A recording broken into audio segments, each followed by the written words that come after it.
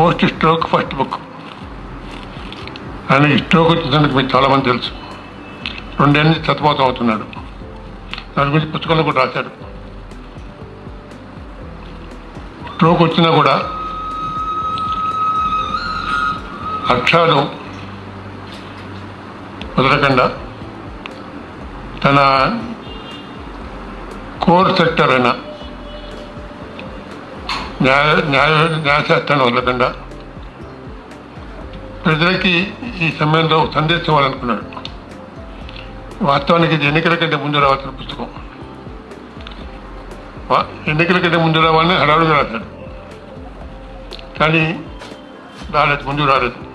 కానీ ఈ పుస్తకం వచ్చినట్టే, ఈ పుస్తకం చదివినట్టే భారతదేశంలో ప్రజలందరూ ఓటు చేశారు. అంటే ఈ పుస్తకం అన్ని భాషలకి తర్జుమా చేసి దేశమంతా పంచితే ఎటువంటి ఎఫెక్ట్ ఉంటుందో అటువంటి ఎఫెక్ట్ మన ఎన్నికల్లో కనిపించింది.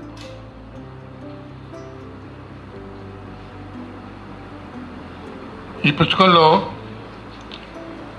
రాజ్యాంగ పీఠిక గురించి రాశారు. రాజ్యాంగ పీఠికతో పాటు రాజ్యాంగ నిర్మాణం, రాజ్యాంగ నిర్మాణ పరిషత్తు సమావేశాలు, దాంట్లో అంబేద్కర్ పాత్ర, రావు గారి పాత్ర, మిగతా ప్రముఖుల పాత్ర, సప్తఋషుల పాత్ర అని రాసుకుంటూ తన నిజాం ఈ నేపథ్యం కూడా దాన్ని జోడించి మొత్తం మీకు ఈ అయోధ్య విషయం, చివరికి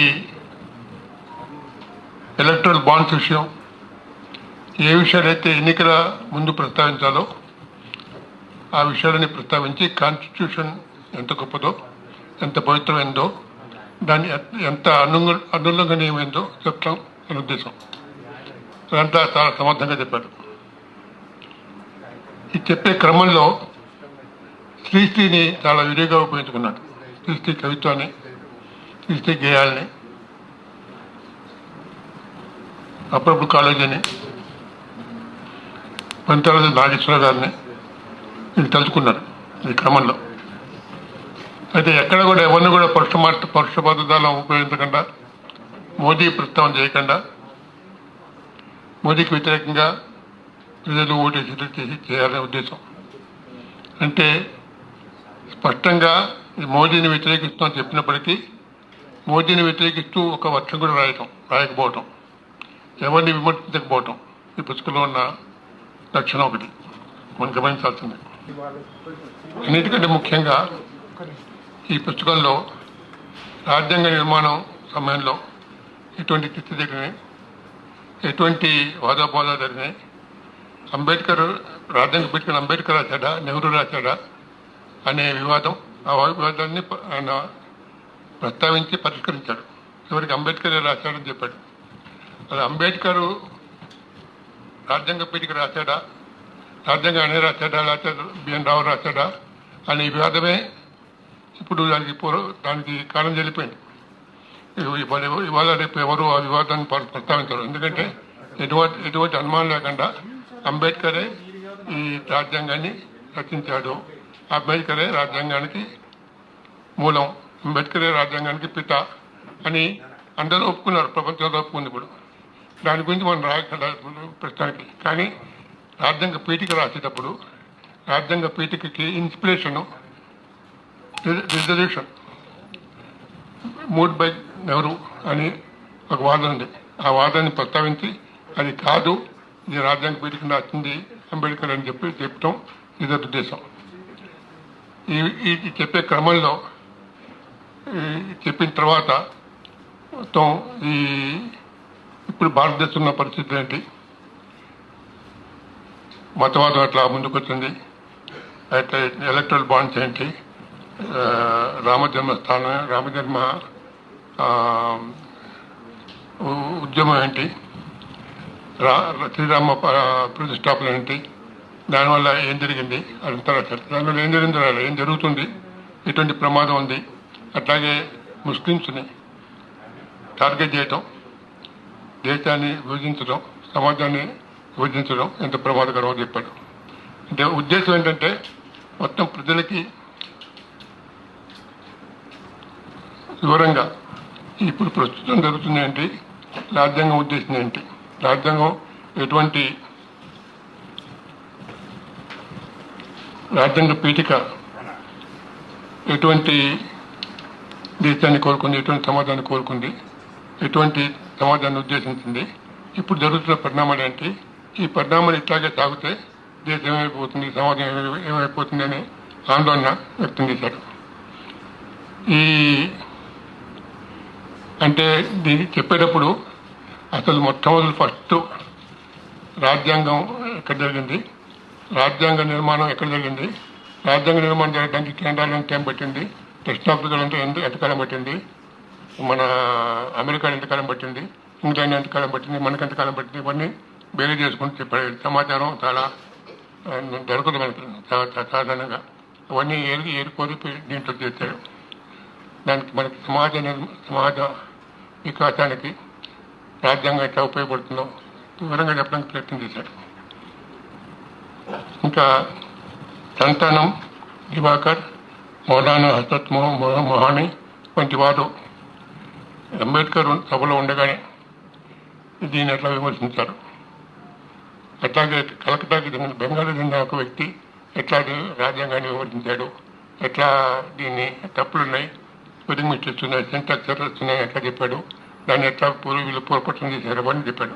అంటే రాజ్యాంగ నిర్మాణ సమయంలో లేని వాళ్ళకి కూడా అప్పుడు ఏం జరిగింది అంటే వాతావరణం సృష్టించే ప్రయత్నం జరిగింది ఈ పుస్తకాల్లో.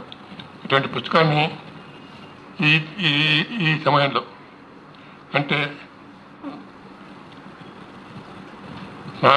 నాకు సరే మన రాజ్యాంగానికి స్ట్రోక్ వద్దు అనే ఒక హెడ్డింగ్, ఒక చాప్టర్ హెడ్డింగ్, నాకు సరే నాకు ఎట్లా స్ట్రోక్ వస్తుంది, మన రాజ్యాంగం మాత్రం స్ట్రోక్ రావద్దు, రాజ్యాంగం దెబ్బ కొట్టద్దు అని తన వృత్తాంతంతో రాసుకొచ్చాడు. ఇట్లా రాజ్యాంగాన్ని పరిరక్షించడానికి, రాజ్యాంగాన్ని మార్చడానికి అవకాశం లేకుండా చేయడానికి ప్రజలు ఎట్లాగో ఓటు చేశారు.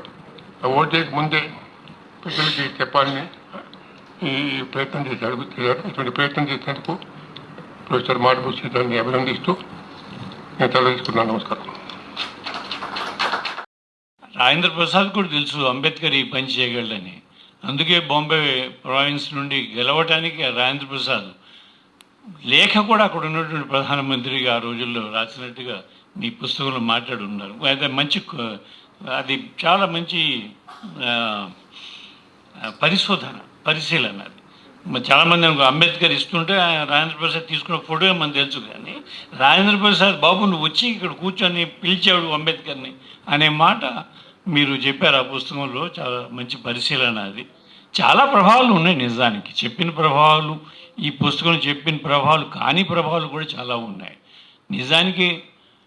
ఇక్కడ మీరు నిజాం ప్రస్తావన తీసుకొచ్చారు మీ పుస్తకంలో, పోలీస్ పరిపాలన, బ్రిటిష్ పోలీసు, నిజాం పోలీసు వగరాల గురించి. అది మాత్రమే కాకుండా తెలంగాణ పోరాటం తాలూకు ప్రభావం కూడా భారత రాజ్యాంగ రచన మీద ఉన్నది.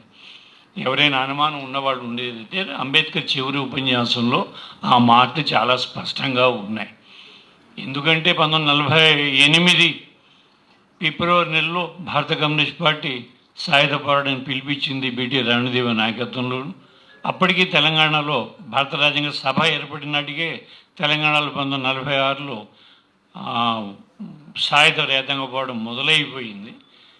రాజ్యాంగ రచన పూర్తయినాటికి భారత కమ్యూనిస్ట్ పార్టీ తెలంగాణ పోరాటాన్ని, సాయుధ పోరాటాన్ని విత్డ్రా కూడా చేసుకున్నది. కానీ అంబేద్కర్ ఇది విత్డ్రా కాదు, ఇది ఎప్పుడైనా సరే మళ్ళీ రైస్ కావచ్చు అనే అభిప్రాయాన్ని ఆ చివరి ఉపన్యాసంలో అంటాడు ఆయన. ఇవాళ మనం అందరం కలిసి ఇక్కడ ఈ సభ అంతా కూడాను ప్రతి ఒక్కరికి ఒక ఓటు ఇచ్చాము, ప్రతి ఓటుకి ఒక సమాన విలువ ఇచ్చాము. ఆ మేరకు మనం రాజకీయ రంగంలో ఒక సమానత్వాన్ని సాధించాము. కానీ ఇది మాత్రమే సరిపోదు, సామాజిక ఆర్థిక రంగాల్లో కూడా మనం సమానత్వాన్ని సాధించాలి. సాధించకపోతే దాని బాధితులు తిరగబడి మనం ఇన్నేళ్లుగా కష్టపడి నిర్మించిన ఈ ప్రజాసభ భవనాన్ని పేల్చి వేస్తారు అనే మాట వాడాడు ఆ ఉపన్యాసంలో. తెలంగాణ పోరాటం తాలూకు డైరెక్ట్ ఇంపాక్ట్ ఆ వాక్యంలో ఉన్నది. సరే, ఆ మాట బ్రెక్ట్ నుండి వచ్చింది. బ్రెక్ట్ నవల్లో, ఆ నాటకంలో గుడ్ ఉమెన్ ఆఫ్ షేజ్వాన్లో ఆ పాత్ర షేజ్వాన్ పాత్ర మాటల్ని అంబేద్కర్ కోట్ చేశాడు అనే మాట కూడా ఉంది. బ్రెక్ట్ ఇంపాక్ట్ కూడా ఉంది అంబేద్కర్ మీద ఆ సమయంలో ఆ మాట్లాడుతున్నప్పుడు చివరి ఉపన్యాసంలో. At the same time communist movement తాలూకు థ్రెట్ సాయుధ అంటే ఎందువల్లనంటే రాజ్యాంగబద్ధ పరిపాలన ప్రజాస్వామ్య వ్యవస్థ దెబ్బతింటే అది విశ్వాసాన్ని కోల్పోతే సాయుధ పోరాటం జరుగుతుంది అనే మాటని ఆ రోజు అంబేద్కర్ చెప్పుకున్నాడు. ఇన్ని ఇన్ఫ్లుయెన్సెస్ దాని మీద ఉన్నాయి. చాలా వరకు వారు కోట్ చేశారు. నిజానికి నేను ఈ పుస్తకం చూడలేదు, నా పేరు కూడా లేదు మాట్లాడేవాళ్ళు. కానీ శ్రీధర్ నాకు ఫోన్ చేసి మీ పేరు పెట్టలేదు కానీ మీరు వచ్చి మాట్లాడాలని అంటే, శ్రీధర్ మీద నాకుండే అత్యంతమైన గౌరవం వలన పేరున్నా లేకున్నా పిలిచినా అంటే పిలవకున్నా నేర్చేవాడిని. ఎందుకంటే ఈ సబ్జెక్టు అలాంటి సబ్జెక్టు నిజానికి ఇవాళ దేశవ్యాప్తంగా చర్చించవలసిన అంశం. మొన్న ఎన్నికల్లో భారతీయ జనతా పార్టీకి 400 సీట్లు వస్తే ఇవాళ ఈ సభ జరిగేదో లేదో కూడా తెలియదు. అలాంటి ఒక భయానకమైన పరిస్థితి మనం ఎదుర్కొన్నాం. సరే, భారతదేశ ప్రజలు, ఎందుకంటే ప్రజల మీద కొంత విశ్వాసము ఉన్నవాడు కాబట్టి వాళ్ళు ఈ ఫ్యాసిజం యొక్క ఆన్వర్డ్ మార్చ్ ఏదైతుందో దాన్ని ఎక్కడో చిన్న ఒక హాల్ట్ చేశారు. ఇక్కడ నుంచి ఒక ప్రజాస్వామ్య మానవీయమైన వ్యవస్థ వైపు వెళుతుందా, లేక దేశంలో ఫుల్ బ్లడెడ్ ఫ్యాసిజం వస్తుందా అనేది ఇంకా చరిత్ర మన ముందు ఉంచిన ప్రశ్నే. ఇది పూర్తిగా ఇది దేశము ఆ పరిస్థితి దాటింది అని చెప్పడానికి వీల్లేదు ఇప్పుడు ఉన్న పరిస్థితిలో. అయితే నేను బెంగళూరు నేషనల్ లా స్కూల్లో పబ్లిక్ పాలసీ కోర్స్ చెప్పున పొలిటికల్ ఎకానమీ చెప్పేవాడిని. చివరి క్లాస్ మా విద్యార్థులంతా IIT products, doctors, engineers, chartered accountants, చాలా మెచ్యూర్డ్ గ్రూపే. లాస్ట్ క్లాస్ అంటే ఈ దేశంలో ఫుల్ బ్లడెడ్ ఫ్యాసిజం వస్తుందా లేక అర్ధ ఫ్యాసిస్ట్ దశలో దేశము ఉంటుందా అనేటువంటి ప్రశ్న విద్యార్థులందరూ చర్చించేవాళ్ళు. దాని మీద ఒక 2-3 గంటలు చర్చ జరిగేది. అంటే నేను విద్యార్థులని ఆ చివరి ప్రశ్నతో నేను వాళ్ళు బయటికి వెళ్ళిన తర్వాత సమాజంలో జరుగుతున్నటువంటి మార్పులని చాలా క్రిటికల్గా చూడడం కొరకని ఆ మాట నేను చెప్పేవాడిని. చివరి లెక్చరు దాని మీదే ఉండేది. రాజ్యాంగము మేబీ ఒక 20 ఏళ్ళ క్రితం ఒక టీవీ ఛానల్లో మాట్లాడుతున్నప్పుడు ఈ రాష్ట్రీయ స్వయం సేవక్ భావజాలంతో ఉన్న చాలా అంటే కమిటెడ్గా ఉన్న వ్యక్తికి నాకు చర్చ. ఆయన ఏమంటాడంటే ఈ రాజ్యాంగంలో ఉండే మొత్తము రాజ్యాంగ స్పిరిటు, రాజ్యాంగంలో ఉండే పద్ధతి ఇదంతా పాశ్చాత్య దేశాల నుంచి మనం తీసుకున్నాం. మన దేశ సంస్కృతికి కానీ, మన దేశ చరిత్రకు కానీ, మన దేశ వారసత్వానికి కానీ దీంతో ఏం సంబంధం లేదు. ఈ రాజ్యాంగానికి సంబంధం లేదు. ఇది పాశ్చాత్య రాజ్యాంగం, ఇవి మన విలువలు కావు అనేటువంటి ప్రశ్న ఆయన డిబేట్లో ఇది రేజ్ చేశాడు. అప్పుడు నేను మాట్లాడుతున్నా ఏంటంటే రామ్మాధవ్ గారు కొన్ని మాట్లాడి చర్చ జరిగింది. నేనేమంటే ఇప్పుడు మనం కూర్చున్న ఈ టీవీ స్టూడియో, ఈ కెమెరా, ఈ లైట్లు ఇవన్నీ కూడా ఫారిన్ టెక్నాలజీ. ఇవన్నీ పాశ్చాత్య టెక్నాలజీ కనుక మేము దీన్ని అంగీకరించాం. ఇది పాశ్చాత్య దేశం నుంచి అంటామా మనం? అంటే టెక్నాలజీ వేరు. మరి టెక్నాలజీని అంగీకరించినప్పుడు జ్ఞానం అనేది దానికి హద్దులు ఎల్లలు ఉండవు. జ్ఞానానికి విస్తృతంగా, అలాగే మానవ విలువలు కూడా మానవ నాగరికత చారిత్రక పరిణామ క్రమంలో భిన్న పోరాటాల వలన, త్యాగాల వలన, ఒక సోక్రటీస్ దగ్గర నుంచి, ఒక స్పార్టకస్ దగ్గర నుంచి మానవ చరిత్రకి కాంట్రిబ్యూట్ చేసిన వాళ్ళు ఎవరైతున్నారో ఇవాళ్ళకు కూడా సోక్రటీసు మాలాంటి వాళ్ళకి ఒక ఇన్స్పిరేషన్. సోక్రటీస్ ఎవరు? వాడు ఫారిను, వాడు గ్రీస్ దేశస్థుడు, సోక్రటీస్ గురించి మనం ఎందుకు మాట్లాడినా అనం కదా. సోక్రటీస్ ఒక సత్యం కొరకు జ్ఞానాన్వేషణలో ఆయన విషయం తాగి ఆ సత్యం కొరకు నిలబడ్డ మనిషి మానవ చరిత్రను ఇన్స్పైర్ చేస్తూనే ఉంటారు. విలువలు అవి కేవలము ఒక దేశానికో ఒక ప్రాంతానికో కాదు, విలువలు సార్వజనీనమైన విలువలు ఉంటాయి అని ఆ సందర్భంలో ఒక సినిమా వచ్చింది సుధీర్ రెడ్డి గారు. It's a very interesting movie. Ramanjaneya యుద్ధం, కృష్ణాంజనేయ యుద్ధం అని ఒక సినిమా వచ్చింది. ఈ కృష్ణాంజనేయ యుద్ధంలో ఆంజనేయుడు రామావతారం తర్వాత అడవికి వెళ్ళిపోయి చాలా కాలం తర్వాత నా రామరాజ్యం ఎలా ఉందో అని వచ్చి ఆయన ఇదంతా ఏంటి, కృష్ణుడు చేసిన పని ఏమిటి, మా రాముడు ఎలా ఉండేవాడు, మా రామరాజ్యం ఎలా ఉంది, మా రాముడి విలువలు ఎలా ఉన్నాయి, ఈ కృష్ణ ఏంటి ఇలా తయారైపోయాడు అని చాలా బాధపడి ఒక యుద్ధాన్ని డిక్లేర్ చేస్తాడు కృష్ణుడి మీద. కృష్ణుడు యుద్ధము ప్రారంభమయ్యే ముందు రామావతారాన్ని చూపిస్తాడు. ఆంజనేయ నేనే రాముణ్ణి అంటే ఆంజనేయుడు ఏమి రామా ఇట్లయిపోయావు, నా రాముడు ఏమైపోయాడంటే కృష్ణుడు ఏమంటే ఆంజనేయ మనుషులు విలువలు ఎప్పుడు ఒకే తీరుండవు, కాల యుగ ధర్మం అని ఉంటుంది, సమాజం నిరంతరంగా చలనంలో ఉంటుంది. నీ రామావతారం ఒక దశలో, నా అవతారం ఇప్పటి యుగ ధర్మం, ఇప్పటి అవసరం అని ఇద్దరి మధ్యన దాని తర్వాత అయ్యో నా రాముడు ఇట్లయిపోయాడు అని ఆంజనేయుడు బాధపడ్డ తర్వాత కృష్ణుడు ఎక్స్ప్లెయిన్ చేసిన తర్వాత కొంత కన్విన్స్ అవుతాడు. అంటే చరిత్రలో రామాయణకి మహాభారతానికి ఉండే తేడా చరిత్ర గమనంలో విలువలు మారుతుంటాయి కనుక విలువలు నిరంతరంగా మారుతున్న తర్వాత భారత రాజ్యాంగం రాసిన సందర్భం ఏంటి? ఇప్పుడు శ్రీధర్కు ఉండేటువంటి చాలా అడ్వాంటేజ్ ఏంటంటే ఆయనకు సెన్స్ ఆఫ్ హిస్టరీ ఉంది, ఒక చారిత్రక స్పృహ ఉంది, దేన్నైనా చూడము ఒక విశాలమైనటువంటి పరిధి, ఒక విలువల చట్టం ఉంది, ఒక డెమోక్రటిక్ కన్విక్షన్స్ ఉన్నాయి. కనుక ఈ పుస్తకము విలువ ఏంటంటే ఆయనకుండే కన్విక్షన్స్, ఆయన ఇన్ఫర్మేషన్ కమిషనర్గా ఏం చేశాడో ఇక్కడ కూర్చున్న అందరికీ తెలుసు, ఎంత ధైర్యంగా ఆయన ఆ రోజు ఇన్ఫర్మేషన్ కమిషనర్గా పనిచేశాడు, ఏం రాజీ పడకుండా. ఆ డెమోక్రటిక్ కన్విక్షన్స్ ఆయనకు మొదటి నుంచి ఉన్నాయి. ఒకటి, రెండవది రాజ్యాంగాన్ని చాలా క్షుణ్ణంగా చదివాడు. చదవడం అంటే కేవలం రాజ్యాంగాన్ని ఏదో ఒక డాక్యుమెంట్గా కాకుండా రాజ్యాంగాన్ని చెప్పేవాళ్ళు చాలామంది ఉంటారు. జస్టిస్ సుదర్శన్ రెడ్డి గారు రాజ్యాంగాన్ని చదివిన పద్ధతి వేరుంటే వాళ్ళ జడ్జిలు చదివిన పద్ధతి వేరు, రాజ్యాంగం చూసే పద్ధతే వేరు.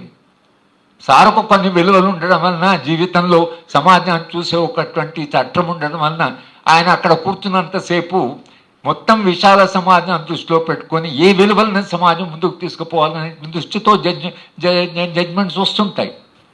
జస్టిస్ వెంకటాచలయ్య గారిని నేను ఒకసారి ఆయన చాలాసార్లు మా యూనివర్సిటీకి పిలిచాను. నేను బెంగళూరు ఉన్నప్పుడు అప్పుడు ఆయన కలవడానికి పోయేది. ఆయన ఇదే చెప్తాడు, ప్రెసిడెంట్స్ తర్వాత ప్రిన్సిపల్స్. మాకు జడ్జ్మెంట్ జస్టిస్లో వాట్ ఆర్ ది ప్రిన్సిపల్, ఇంతకుముందు చేసిన జడ్జ్మెంట్ ఒక ప్రెసిడెంట్స్ ఏమిటి. ఇవాళ ఈ రెండింటికి గౌరవం లేకుండా పోయింది అసలు. Neither they have respect for president, not they have respect certain principles. కనుక సరే న్యాయ వ్యవస్థ ఎలా మారింది, న్యాయ వ్యవస్థ ఇవాళ ఏం జరిగింది అనేది ఆ జోలికి పోకుండా భారత రాజ్యాంగంలో పీఠిక ఉపేంద్ర బక్షి గారు ఆయన crisis in the legal system అనే పుస్తకంలో ఆయన ఏమన్నాడంటే భారత రాజ్యాంగం అంతా పీఠిక యొక్క ఫుట్ నోట్ అన్నాడు. Indian constitution is the foot note for the preamble of the constitution. Rest of the constitution మీరు ప్రియాంబుల్ చదివితే spirit of constitution you can understand. ఏ విలువలైతే మానవ నాగరికత ఒక సుదీర్ఘకాలంలో ప్రసవించిందో అది సమానత్వ భావన, సౌభ్రాతృత్వం, సామాజిక న్యాయం. న్యాయ భావన అనేటువంటిది ఏదైతుందో అది సమాజాన్ని ముందుకు నడిపిస్తుంది. జస్టిస్ అంటే పొలిటికల్, ఎకనామిక్ అని కేవలం జస్టిస్ అంటే ఒక్క రకంగా చూడడం కాదు. జస్టిస్ను ఒక విశాలంగా రాజ్యాంగం చూసింది. బాబాసాహెబ్ అంబేద్కర్ గారు ఆయన జీవిత అనుభవం కూడా దాంట్లో ఉంది. ఈ దేశంలో ఉండే డిస్క్రిమినేషన్, ఈ దేశంలో ఉండేటువంటి మానవ సంబంధాలు, ఆయన స్వయాన తన జీవితంలో అనుభవించిన అనుభవం, ఆయన చదివిన జ్ఞానము, ఆయన ఎక్స్పోజర్ అన్నీ కలిపి ఇవి అక్కడ ఒక రాజ్యాంగ సభలో కూడా అన్ని రకాల వాళ్ళు అన్ని భావజాలు అందరినీ కలుపుకొని తీసుకుపోవాలి. బాబాసాహెబ్ అంబేద్కర్ నిజంగా ఆయనే రాజ్యాంగాన్ని మొత్తం రాసి ఉంటే, లేదా ఆయనకు సంపూర్ణమైన స్వేచ్ఛ ఉంటే ఆయన స్టేట్ అండ్ రెవల్యూషన్ అనే పుస్తకం రాజ్యాంగం అయ్యేది. నేషనలైజేషన్ ఆఫ్ ల్యాండ్ ఆయనకు ఉండేటువంటి అభిప్రాయాలు ఆయనకున్నాయి. కనుక రాజ్యాంగం రాయడంలో ఆయన అందరినీ కలుపుకపోవడంలో చాలా సక్సెస్ఫుల్గా చాలా he could carry the constituent assembly and ఈ సో డ్రాఫ్టింగ్ కమిటీ. కనుక బాబాసాహెబ్ని ఇవాళ ఆయన రాజ్యాంగ స్పిరిట్లో లేదా ఆయన యొక్క దృక్పథం ఏదైతుందో అన్నప్పుడు ఆయన దృక్పథం వలన జరిగింది ఏంటంటే ఒక కన్సెన్సస్ వచ్చింది. ఈ రాజ్యాంగం సాధారణంగా కన్సెన్సస్ వచ్చేది కాదు, ఎందుకంటే భిన్నమైనటువంటి విలువలు. కానీ రాజ్యాంగము అడాప్ట్ చేసిన రోజే ఈ రాజ్యాంగం అని కాదని ఇది రాష్ట్రీయ స్వయం సేవక సంఘ స్వయాన వాళ్ళు నిర్ణయం తీసుకున్నారు. వీ రిజెక్ట్ ది కాన్స్టిట్యూషన్ అన్నారు వాళ్ళు, దానికే కట్టుబడి ఉన్నారు వాళ్ళు. ఎదురుగా ఉన్న మిత్రులు అందరికీ నమస్కారం. నేను మొదటిసారి స్టేజ్ మీదకి వచ్చాను. ఈ ఊర్లో నా మొదటి మీటింగ్ ఇది. 40 సంవత్సరాలు నేను చేస్తున్నా కూడా. అందరికంటే ముందు ఈరోజు శ్రీశ్రీ 41వ వర్ధంతి. పుస్తకం నిండా శ్రీధర్ గారు శ్రీశ్రీ పోయమ్సే కోట్ చేశారు. ఈరోజు వర్ధంతే కాదు, 1950 జూన్లో మహాప్రస్థానం ప్రింట్ అయింది. 83 జూన్లో శ్రీశ్రీ జీవితం చాలించారు. ఆ రోజు నుంచి శ్రీశ్రీ ప్రింటర్స్ పేరుతో 41 సంవత్సరాలుగా ఒక ప్రింటింగ్ ప్రెస్ నడుపుతూ శ్రీధర్ గారితో ఉన్న స్నేహం రీత్యా ఒక పుస్తకం వేద్దామనే దీంట్లో ఆయన అనారోగ్యంగా ఉన్నా కూడా నేను కొంచెం రెచ్చగొట్టాననే చెప్పాలి. ఆయన రికవరీలో అది ఒక భాగం అనుకుంటున్నాను నేను. వారి శ్రీమతి కళ్యాణ్ గారు ఉన్నారు, వారిని ఒకసారి ఆయన పక్కన వచ్చి కూర్చోమని అడుగుతున్నాం. ఆయన జీవన సహచరి నిజమే, కానీ రికవరీకి డాక్టర్ల కంటే ఆవిడ ఎక్కువ పనిచేసిందని నేను అనుకుంటాను. ఈ పుస్తకం రాయటంలో ఆయన ఏం శ్రమ పడ్డారో అవన్నీ, అంటే పునర్జన్మ తర్వాత మొదటి పుస్తకం నాకు అవకాశం దక్కింది. ఇంతకుముందు మా బాలరెడ్డి ఆయన పబ్లిషర్, ఫస్ట్ పబ్లిషర్ మాకు సార్. ఈ సందర్భంగా సుదర్శన్ రెడ్డి గారికి ఒక చిన్న మనవి. సుదర్శన్ రెడ్డి గారు, ఈరోజు శ్రీశ్రీ 41వ వర్ధంతి. ఆయన పుస్తకం ఒకటి మీకు ఇవ్వదలుచుకున్నాను.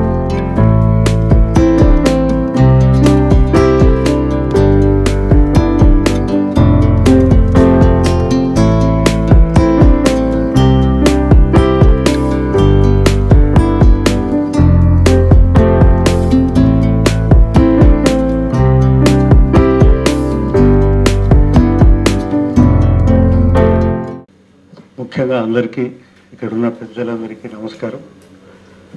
నా ముందు ఇంతమంది ఉంటారని, వింటారని, వినగలిగే అవకాశం నాకు కూడా ఉంటుందని, వచ్చిందని నాకు చాలా సంతోషంగా ఉంది. పెద్దలందరూ ఇక్కడికి రావడం, నేను కొన్ని చర్చలు ప్రారంభించాలని అనుకుంటున్నాను. పుస్తకం రాసినానని నేను అనుకోవట్లేదు. పుస్తకం నిజంగా ఇంకా చాలా వలసిన ఆ పాయింట్స్ ఉన్నాయని వీరందరి ఉపన్యాసాలు విన్న తర్వాత అర్థమైంది. మళ్ళీ అర్థమైంది. ఎందుకంటే నేను ఈ రకమైన పుస్తకాన్ని రాయడానికి మన విశ్వేశ్వరరావు గారు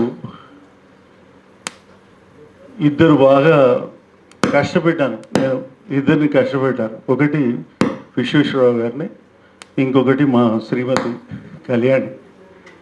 ఎందుకంటే రాయడము, అందులో తప్పు పట్టుకోవడము, ఆ తప్పు అయింది అని తెలుసుకోవడం, తెలియకపోతే మళ్ళీ కరెక్ట్ వర్డ్ ఏది అని వెతుక్కోవడం, కళ్యాణ్ సహాయం చేయడం, మళ్ళీ ఆయన పాపం మళ్ళీ కంపోజ్ చేయించడం, మళ్ళీ కంపోజ్ చేశారు. ఒక 5-6 పాపం మా ఏమంటారు రాసే టైప్ చేసే మిత్రులు చాలా బాధపడ్డారు. ఎందుకంటే కారణం దానికి ఏంటంటే నా అనారోగ్యం మాత్రమే కాదు, ఈ సబ్జెక్ట్ అనేది మారిపోతూ ఉంటుంది, పెరుగుతూ ఉంటుంది, మారుతూ ఉంటుంది. అది మనం అర్థం చేసుకోవాలి మొదట అని నేను అనిపిస్తున్నాను. కనుకనే ఈ పుస్తకం ఇక్కడ ముగియదు. ఇప్పుడు ఈ పుస్తకం కనుక 2nd ఎడిషన్ మళ్ళీ పబ్లిష్ చేస్తే ఎవరైనా చదివితే, వింటే, కొనుక్కుంటే అప్పుడు నేను ఇంకో పుస్తకం దీంట్లోనే మళ్ళీ మారడానికి అనేక అంశాలు ఉంటాయని ఇవాళ ఈ స్పీచ్లో నాకు మరోసారి అర్థమైంది. ఇంకా నేర్చుకుంటూనే ఉంటానని చెప్పుకుంటున్నాను. ఇక ఇంకేం నేను మాట్లాడాలో నాకు తెలియదు. కొన్ని రాసుకున్నాను ఇక్కడ, కానీ రాయాల్సిన అవసరం ఏం లేదు. అన్ని విషయాలు చాలా గొప్పగా, నాకు చాలా ఈజీగా హాయిగా ఉంది ఇవాళ. ఏమిటంటే అన్నీ జరిగేది చెప్పవలసింది చెప్పేసినారు కనుక నేను చెప్పాల్సింది ఏం లేదు అనే అధికారం నాకు వచ్చేసింది ఈనాళ్ళకి. So I'm very happy about it. ఎందుకు నా గొడవ, అందుకే ఏమన్నా వదిలేసి వారన్న పాయింట్స్ని నేను మళ్ళీ పికప్ చేసుకుంటాను, దాన్ని కరెక్ట్ చేసుకుంటాను, ఇంప్రూవ్ చేస్తాను. తర్వాత అవసరమైతే సెకండ్ ఎడిషన్ తీసుకుంటాను. దీని మంచి చర్చ నడిపిస్తూనే ఉంటాలని అనుకుంటున్నాను. అయితే ఎందుకు మొదలైందో ఒక్క మాట చెప్పి ముగిస్తాను. అదేంటంటే ఈ రిపబ్లిక్ డే మొదలైన ముందు 2-3 వ్యాసాలు రాద్దాము అని అనిపించింది. ఒక వ్యాసం రాద్దామని అనుకున్నాను. అది కాక పెరిగి 4 వ్యాసాలు 5 వ్యాసాలు అయింది. కానీ 5 వ్యాసాలు ఎవరు వేసుకుంటారు, ఎవరు వేసుకోరు. కనుక ఒక ఐడియా ఏం వచ్చిందంటే నాకు ఆ 5గురిని 5 పత్రికలకి పంపిద్దాం, అట్లా డివైడ్ చేద్దాం, దాన్ని టాపిక్ డివైడ్ చేద్దాము. దేనికి అది సీరియస్గా ఏమంటారు వరుసగా రాకుండా సీరియల్గా కాకుండా సీరియస్గా కొన్ని 4-5 అంశాలు డిస్కస్ చేసి పెట్టేద్దామని అనుకున్నాను. కదా అట్లనే వచ్చింది. అయితే ఈ 5 వచ్చేసినాయి. 5 ఆర్టికల్స్ పబ్లిష్ అయినాయి. పబ్లిష్ కాగానే మన విశ్వేశ్వరరావు గారు పట్టుకుని ఇది 5 కంపోజ్ కూడా చేసేసాను, ప్రింట్ చేసేసా అంతే, దాని ముందు కవర్ వేయి కింద కవర్ వేయి ప్రింట్ చేసేయి అంతే అని చెప్పించాడు. అది ఎప్పటికీ 30 పేజీలు 40 పేజీలు అయింది అది. అంటే నాకేమో అది సరిపోదు, ఎందుకంటే నేను చెప్పదలుచుకున్న విషయాలన్నీ ఈ 5 ఆర్టికల్స్లో చెప్పడం సాధ్యం కాదు నాకు అని అనుకుని సరే నేను ఒక 4-5 వాక్యాలు దీనికి యాడ్ చేస్తానన్నాను. ఆ 4-5 వాక్యాలు 200 పేజీగా వచ్చింది. ఈ 200 పేజీకి నన్ను మీరందరూ క్షమించాలంటే ఇట్లా వస్తూ ఇందులో ఇంతకుముందు జస్టిస్ గారు అన్నారు, అదేదో మిస్ అయింది అన్నారు. అవునవును అనుకున్నా, మిస్ అయిందా లేదా కూడా తెలియదు ఇంకా నాకు. ఎవరైనా చెప్తే తప్ప తెలుస్తుంది మిస్ అయిందనే విషయం. కాబట్టి ఇవన్నీ ఇంకా నేను తెలుసుకొని మళ్ళీ రాసుకునే శక్తిని, తెలుసుకున్న విషయాలు మళ్ళీ రిటైన్ చేసుకునే అవకాశం నాకు చాలామంది నాకు ఇచ్చారు. చాలామంది నాకు నా బంధువులు, మిత్రులు, నా మంచి ఫ్రెండ్స్ ఇక్కడ ఉన్నవాళ్ళు చాలామంది ఉన్నారు. ఇక్కడ ఉండాల్సిన వాళ్ళకన్నా అక్కడ ఉండవలసిన చాలామంది ఉన్నారు. వాళ్ళందరి లిస్ట్ నేను చెప్పలేను, ఎందుకంటే ఇప్పుడు అందుకే నేను రాయలేను. ఇది రాసింది మళ్ళీ చదవలేను నేను, ఇంకా కొంచెం ఇబ్బంది ఉంది నాకు. కనుక కొన్ని పేర్లు కూడా ఇప్పుడు నాకు ఇది ఏమంటాయంటే పేర్లు రావు, పేర్లు చెప్పడం కొంచెం కష్టంగా ఉంది ఇంకా. కనుక పేర్లు లేకుండా మిగతా విషయాలు మా వాళ్ళు మిత్రులు ఇట్లా అనుకుంటూ నడిపిస్తున్నాను. కాబట్టి నన్ను అందుకు క్షమించండి. నాకు ఈ ధైర్యం ఇప్పించినందుకు పెద్దలందరికీ. ఇంకా ఇంతకుముందు ఒక మిత్రుడు ఉన్నాడు, నరేష్ అనుకుంటా, నరేష్ గుర్తుపెట్టుకున్నాను నీ పేరు, ఎందుకు చెప్పాలి కదా, ఎందుకంటే చాలా తప్పులు నా దాంట్లో చాలా తప్పులు బయటకు వస్తుంది అని అనుకున్న తర్వాత చివరికి బుక్ రెడీ అయిపోయింది. ఈ ఫస్ట్ పేజీలో రాసే దాంట్లో అంటే పీఠికలో ఏదో కొన్ని తప్పులు 2 ఇది కరెక్ట్ కాదు, ఇది ఇంకో రకంగా రాస్తే బాగుంటుంది అని ఆయన చెప్తుంటే అవును నిజమే నరేష్ కరెక్ట్ చెప్తున్నాడు అనుకుని మళ్ళీ మార్చుకున్నా. కానీ ఎన్నని ఇట్లా మార్చను నేను. కనుక ఏదో ఒకటి కంక్లూడ్ చేస్తాను. కానీ చెప్పాల్సిన విషయం ఏమిటంటే ఇవన్నీ ప్రయత్నం కొనసాగుతున్నదని చెప్పడానికి, ఆ ప్రయత్నం కొనసాగించే శక్తి నాకు ఇచ్చినందుకు మీ అందరూ మిత్రులకి నేను థ్యాంక్స్ చెప్తూ, డాక్టర్ గారు ఉన్నారు నాకు, బ్రహ్మాండమైన డాక్టర్ ఇక్కడ, ఆయన పేరేమిటి, ప్రసాదరావు గారు, అయ్యా నమస్కారం. ఇక్కడికి వచ్చి మా వైద్యం మా ఏమిటి దాన్ని హృదయాన్ని నన్ను ఆవిష్కరించే అవకాశం నాకు ఇచ్చారు, వారికి నమస్కారం.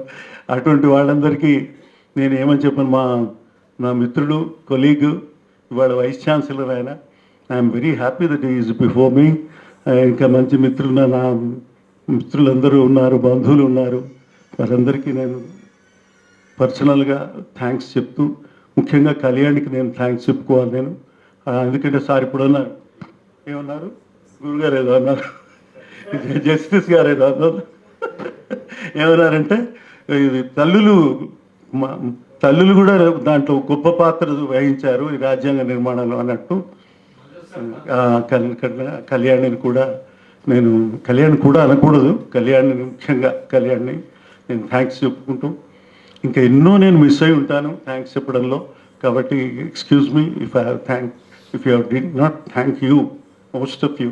I'm very very happy that I have a opportunity to talk to you. Thank you very much. మిత్రులారా, రాజ్యాంగ పీఠిక అనేది, దాని ప్రాముఖ్యత అనేది ప్రజలు గుర్తించటమే గొప్ప విశేషం. దానికి సంబంధించిన ఇంకా విషయాలు తెలుసుకోవాలనే ఆసక్తి కలుగుతున్న సమయంలో ఈ పుస్తకాన్ని మాడబు శ్రీధర్ గారు అన్ని ఇబ్బందులను అధిగమించి దాన్ని రూపొందించి మన ముందు తెచ్చినందుకు వారిని అభినందిస్తూ సెలవు.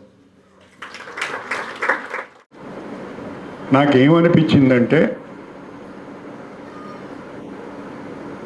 ఒక సుప్రసిద్ధ అధ్యాపకుడు, అంటే 50-60 సంవత్సరాల నుంచి చదువు చెప్తున్నటువంటి అధ్యాపకుడు, ఆయన మాట్లాడిన తర్వాత ఆయన చెప్పినట్టు, రామచంద్రమూర్తి గారు చెప్పినట్టు, డానీ గారు ముందు మాటలో చెప్పినట్టు, ఇదే నా ప్రసంగ పాఠం, నమస్కారం అంటే బాగుంటుంది అని అనిపించింది.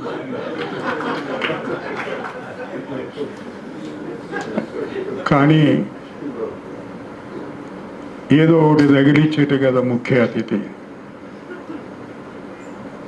2 మాటలు మాట్లాడాలి కదా, మాట్లాడే ప్రయత్నం చేస్తాను. శనివారం సాయంత్రం 6:30కు హాల్ నిండా రాజ్యాంగం పీఠిక మీద రాసినటువంటి ఒక గ్రంథం ఆవిష్కరణ సందర్భంగా ఇంతమంది ఇక్కడ ఉండడం అంటే దేశంలో ఏదో పెద్ద మార్పు వస్తున్నట్టు నాకు అనిపిస్తుంది. ఇది చిన్న విషయం కాదు. అయితే డానీ గారు మాట్లాడుతూ ముఖ్య అతిథి గారి సందేశం, నేను గత 30 సంవత్సరాలుగా 40 సంవత్సరాలుగా మాట్లాడుతున్నాను. హైకోర్టులో న్యాయమూర్తి ఉన్నప్పటి నుంచి కూడా ఇటువంటి సభలకు సమావేశాలకు వచ్చి మాట్లాడుతున్నాను. అప్పటి నుంచి చెప్తున్నా, కానీ నా మొర ఆలకించేటువంటి నాథుడు లేడు. ఏమిటంటే, సందేశం ఇవ్వండి అని అడగండి, సరే మాట్లాడండి, సంభాషించండి అనండి. Let there be conversation. ప్రవచనాలు చాలా అయిపోయినాయి,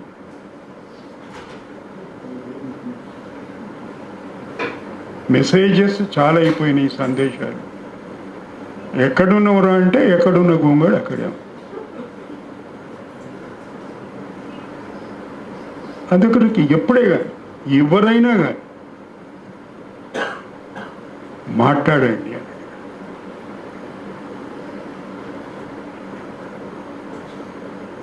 రెండు మూడు విషయాలు ప్రస్తావిస్తా.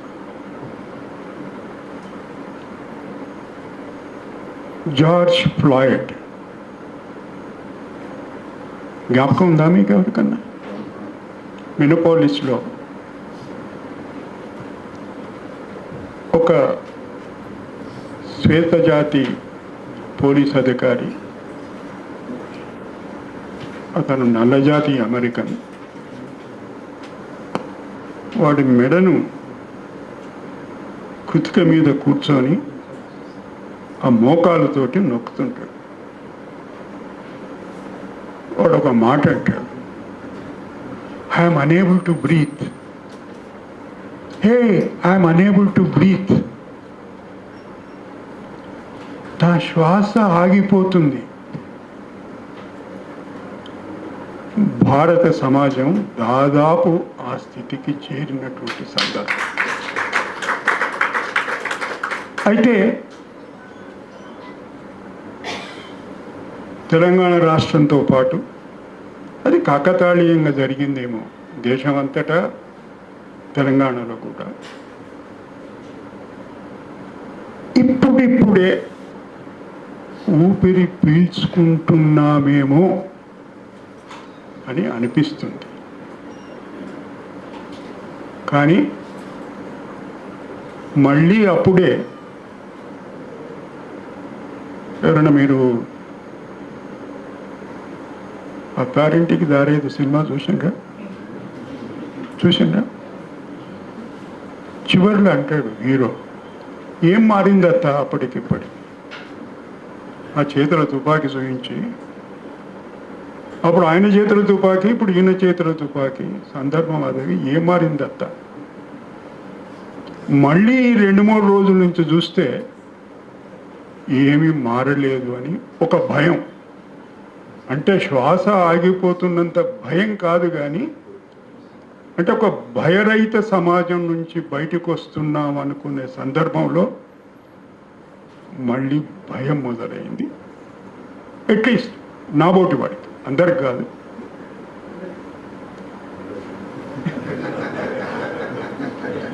నేను ఎట్టా చెప్పాలి సార్?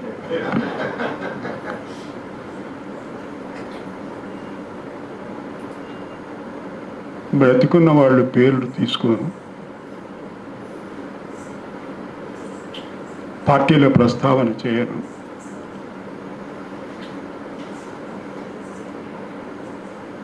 అంటే చెప్పేదేదో చెప్పను అనిగా, చెప్పేదేదో చెప్తాను.